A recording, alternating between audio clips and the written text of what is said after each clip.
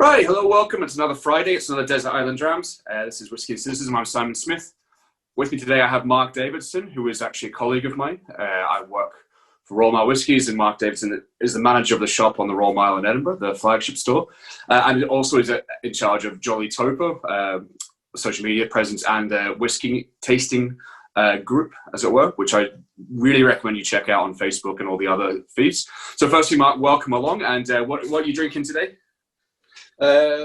Tonight, this afternoon, I am drinking an Arran that some kindly soul gave me. I think is it 21 years old? It is, yeah. That was when I gave you, did a wee shop shift with Mark, and then you gave me a wee sample of this. So it was obviously a private cask bottling for Nigel and Lynn Arnold, whoever they are. It's 21.5-year-olds, first fill sherry cask, 50.2%. And it's a very delicious little number, I think. Yeah, it's fantastic. It's clean as a whistle. There's no sulphur or anything in there. Well done, Lynn. And what was the other guy's name? Lynn and Nige sure can pick a cask. So, I mean, Mark, you've been with Royal Mile for, over 5 years now, and you've obviously a long time in and around whiskey. You obviously deal with the consumer in a very direct way every day in a retail presence. Do you think the relationship between the industry and the consumer on the street has changed a lot in the last 5 or 10 years? Well, yeah, I think so. I think there's a lot of savviness about how to speak to the customer. The social media thing is really influential, and I think the industry is aware that because of the information revolution, people really know about stuff, and it's not the first time that a customer will phone me up and tell me something that something we're getting in because a new release. Have you got this bottling or that bottling? And the access to information is crazy. When I was a young man, you had to read books and stuff like that. So it was much slower, and there wasn't much information about it. You learned by talking to people, but you do talk to people now. It's all just done in this kind of format, looking at websites and social media. So it's great. Yeah, I think, obviously a lot of kind of my background is in the on-trade, and especially working with cocktails, at a time you would just have to read a cocktail book to find recipes, and now a customer will come in with a drink that you've never heard of, and then you've got to Google that on service, which is obviously a complete change in the way we do things. But you also, I mentioned, you've got the Jolly Toper, which you do the whiskey tastings, which I've sadly only actually been to one of before the world ended. But it was great. But it was definitely, it was a huge consumer presence as opposed to the trade, as it were. So you do two every 3 months or something like that. Do you find that the language you use and the language that we talk about whiskey is kind of more positive or different to how it maybe was? Is it less kind of more complex, less complex? Well, again, I think it comes from there's just so many more experiences that people take advantage of, be they festivals or distillery visits, or just the opportunity to chat to brand ambassadors, which is a really big deal now. So yeah, the dialogue has become more detailed for sure, and there isn't so much of the mystery perhaps. So I find that when I started talking to people, it was quite easy to do because the audience didn't really know so much, but now they know a great deal.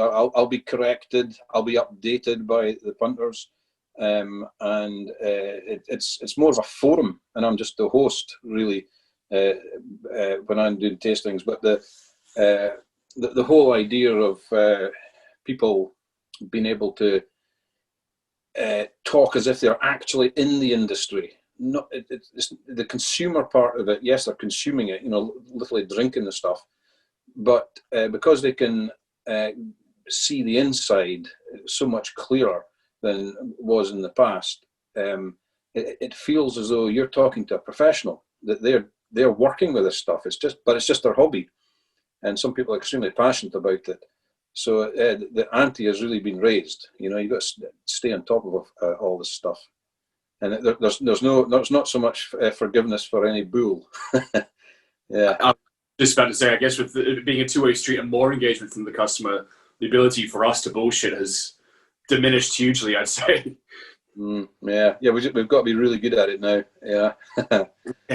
I guess I mean, mentioned it before, but that's kind of, I guess, where the lines are blurred, because it's something that we work in, but it is also a hobby. And I guess with that, I mean, this is kind of something I ask everyone, of the things in the industry, of which some are obviously delightful and enjoyable. What do you think annoys you most about the whiskey industry in general? I don't know if annoying is the right word, because I have to accept these big price tags. You know, I work in retail, and it's very, very good when somebody parts with a couple of £1,000 for a bottle. That just keeps the business healthy. It keeps the whole of the industry very positive. And it wasn't that long ago where people like Gordon MacPhail were giving away 1960s vintages for just over £100. Now they're a couple of grand. The issue I have with it is that the people who created the industry as it is today are the drinkers, the consumers. And so much of the stuff that would have been accessible to us 10, 15, 20, 30 years ago is now out with our reach. So it's very frustrating. You know, it's like, I don't know, it's like being a market gardener and really tending to everything, but you can't eat it anymore because it's so valuable. It's you know, it's as I say, out with your reach. So that's a bit of a shame, you know. But as I say, it comes with a benefit. It pays for putting bread on my table anyway. Yeah, it's definitely a two-edged sword. But I mean, do you find it quite hard to, after a point, quite hard to quantify? I mean, just as an example, actually, what you're drinking right there. It's a 21-year-old, and I bought that for £60 for a single cask. So at some point, it's hard to do you find it hard to quantify stuff when it goes to hundreds of thousands? You know, there's just liquid at the end of the day, or do you still see the value of it, even when it is at that increased price tag? Well, I mean, the commoditization of whiskey, where bottles are bought and sold in the marketplace when there's not actually consumption going on, the lid is kept on the bottle, and somebody will stash it for 5 years, bring it out and sell it for a profit. You know, whiskey's made to be drunk, or is it made to be sold?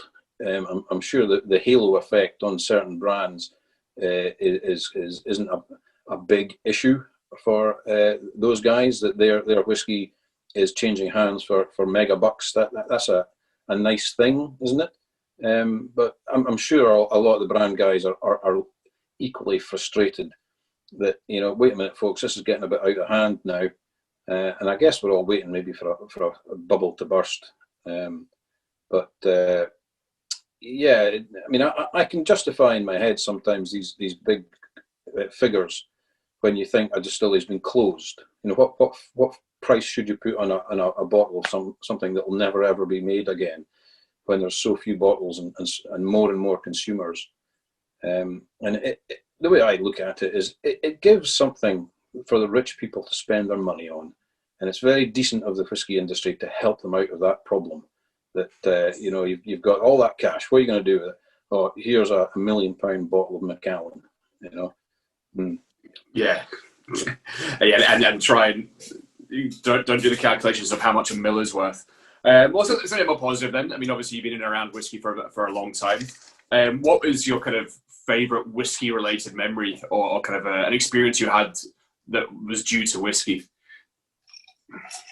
Well, I think it's getting together with like-minded people, and one occasion it makes me happy that there was a bunch of us got together to, I don't know if the word is celebrate, mark the 30th anniversary of the closing of Brora. And it was a room full of people. No money changed hands at any point. It was great. And we all just brought a bottle along and shared it. So there was quite a lot of us. There was 20 odd of us. So it was a vulgar orgy of Brora. But yeah, I'm glad I made that party. So yeah, it was the coming together of all these people and celebrating what makes us smile. That's good. Nice. I think that's very important. I mean, I think I do a Zoom tasting once a week with folk in Edinburgh and also in Australia and kind of stuff. So people, if you don't use this format to get together in these weird times, I strongly recommend it. So, I mean, I think we might have almost just touched on one there, but if you were to be strewn on a desert island for the rest of time and only could take 3 drams with you, Mark, what would those 3 drams be? A Brora, absolutely. 1972 is this legendary vintage. I remember when I worked at the Scotch Malt Whisky Society, I had a 61.9. It was the Brora, and that whiskey was incredible. But at this get together, we're talking about somebody opened up a 1972 Douglas Lane bottling of Brora, but it was from a sherry cask. So the one from the Scotch Malt Whisky Society was eclipsed. It was just stunning, you know. So I would definitely take a bottle of that along for sure. Did you say I'm allowed 3 bottles in this desert? You're allowed 3. Yeah, I think it makes it almost hard.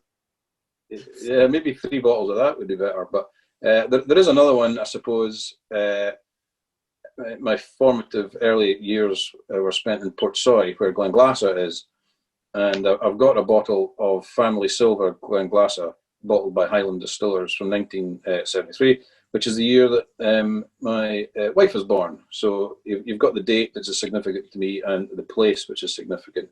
And it's a jolly nice dram as well. Yeah, that's really good. And then after that, I don't really know. I try to think of the third one.